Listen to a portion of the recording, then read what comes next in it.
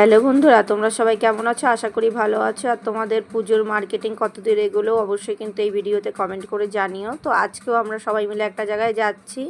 তো কোথায় যাচ্ছি সেটাই তোমাদের সাথে শেয়ার করছি, আর শুনে নাও দিদির মুখ দিয়ে কোথায় যাচ্ছি।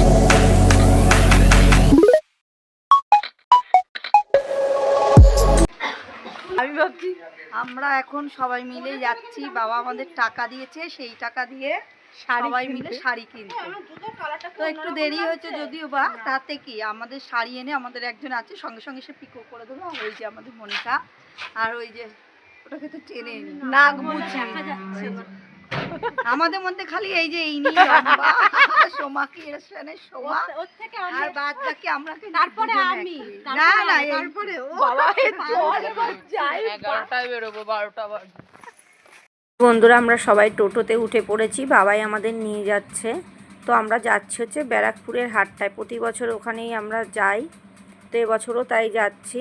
তো দোকান দিয়ে প্রতি বছরই কেনা হয়, কিন্তু হাটের থেকে কিন্তু বন্ধুরা জিনিস যদি দেখে বুঝে কেনা হয় সত্যিই কিন্তু খুব ভালো হয়। তো একটু দেরি হয়ে গেছে ভাবছো, তো কিছুই ব্যাপার না, আমাদের জানাশোনা একজন আছে, সেই দিদি তাড়াতাড়ি ফলস পিকও করে দেবে। আর এই যে আমার মেয়ে এসছে, ও শাড়ি নেবে। বাবা বলেছে অষ্টমী পুজোর দিন আমি যে শাড়িটা দেবো সেটা পরেই অঞ্জলি দেবে। জামা প্যান্ট যেহেতু ওর অনেকগুলোই হয়ে গেছে তার জন্য ও শাড়ি নেবে।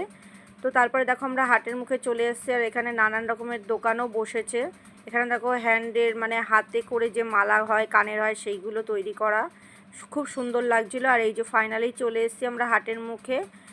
তো এই যে হাটে ঢুকবো, প্রতি বছরই আমরা যখন আসি তখন কিন্তু বৃষ্টি হয়, আর এবছর আমরা হাটে ঢোকার পরে ভেতরে যখন শাড়ি কিনছিলাম তখন বৃষ্টি হয়েছে। আর দেখো কত ভিড়, সত্যি খুব ভিড় হয়েছে। আজকে রবিবার যেহেতু ছুটি, তো সবাই এসছে আজকে হাটে কেনাকাটি করতে, একটু ঠেলাঠেলিও হচ্ছিলো। আর তারপরে দেখো ফাইনালি চলে এসেছি আমরা শাড়ির ওখানে। কোনো জায়গায় আর ঢুকিনি, যেহেতু আমরা শাড়ির উদ্দেশ্যই এসেছি শাড়ি কিনতে, তার জন্য আমরা শাড়ির এখানে চলে এসেছি। আর ভিডিওটা বেশিক্ষণ করতে পারলাম না বন্ধুরা, কারণ ভেতরে প্রচুর ভিড় ছিল। আর দেখো আমাদের কেনাকাটি হয়ে গেছে, তো বেরিয়ে দেখছি দেখো কত কাদা জল। আর এখন একটু মনিকা পেয়ারা মাখা খেতে চেয়েছিল, তার জন্য আমরা পেয়ারা মাখা কিনবো। আর এখানে মনিকা একটু এইটা দেখছিল, ভেবেছে কুর্তি, তারপরে দেখলো না ওটা প্লাজো। তো যাই হোক, বাবাকে ফোন করা হয়েছে, বাবা আসছে। তো আমরা এখানে একটু দাঁড়িয়ে রয়েছি, দিদিমণি একটা ব্লাউজ নেবে সেটাই আলোচনা করছিল, তো লাস্টে বললো না আর নেবো না।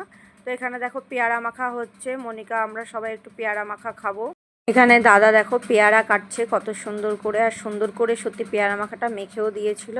তো এখন আমরা খেতে খেতে বাড়ি যাই বন্ধুরা।